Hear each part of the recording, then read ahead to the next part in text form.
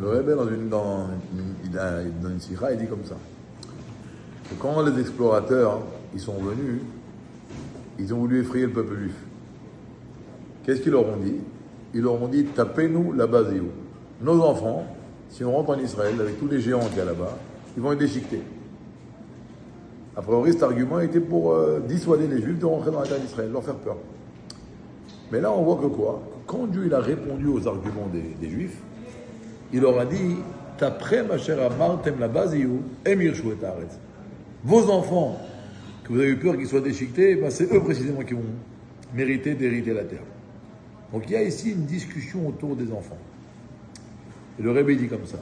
Il y a un trait de caractère qui met en relief un enfant, que lorsqu'on lui donne un morceau de pain, de 300 grammes par exemple, il va plus mettre par terre des miettes que dans sa bouche. Dans le langage des sages, un enfant, meforer yoter mimashu ochel. Et la Torah, elle est comparée au pain. Comme c'est dit, Dieu l'a dit, allez faire la guerre pour mon pain, qui est la Torah. Et c'est ça l'argument des Meraglim, des explorateurs. Ils ont dit au peuple juif, vous êtes fous. Là maintenant, on est dans le désert. On est entouré d'un nuage. On a le manger directement du ciel. On a la boisson directement du puits de Myriam.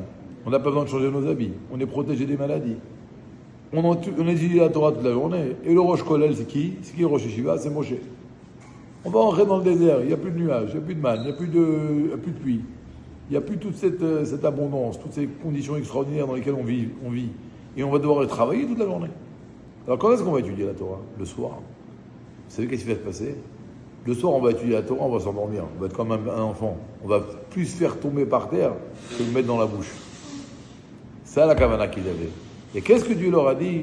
Mais c'est ces enfants qui vont rentrer dans la terre d'Israël. Et là, le rabbi dit comme ça. Des fois, quand un homme rentre du travail, il va faire un effort d'aller étudier la Torah. Dans son cours, il va s'endormir une demi-heure. Il va écouter la moitié du cours.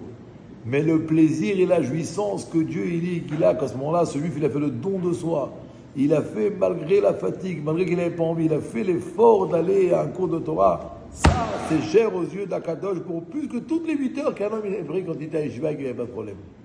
Parce que Dieu aime le travail et Dieu aime l'effort. Chaim.